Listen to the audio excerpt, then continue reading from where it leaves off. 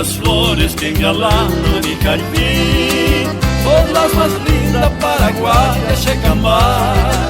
Yo te idolatro, mujercita guaraní, y mi suspiro va diciendo Roipotá. Por eso quiero pregonar y cantar todas las dichas que me brinda tu querer.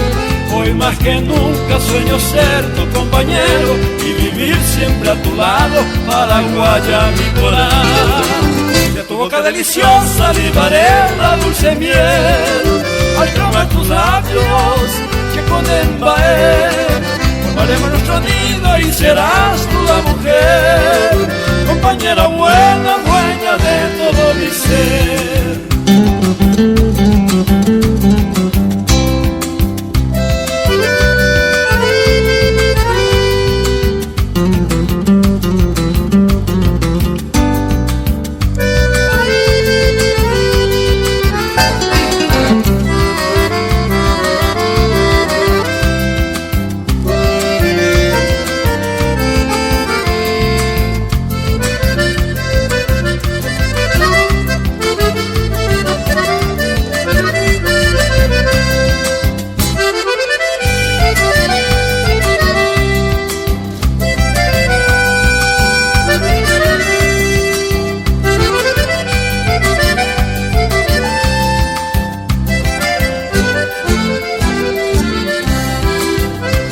Mañana llegan los rayos del sol de nuestra dicha con su lumbre a reflejar.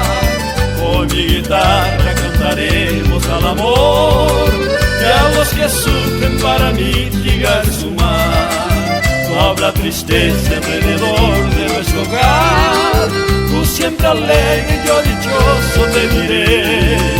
Cuánto te quiero, paraguaya mi adorada, mujercita idolatrada, dueña de todo mi ser. De tu boca deliciosa libaré la dulce miel, al clamar tus labios que con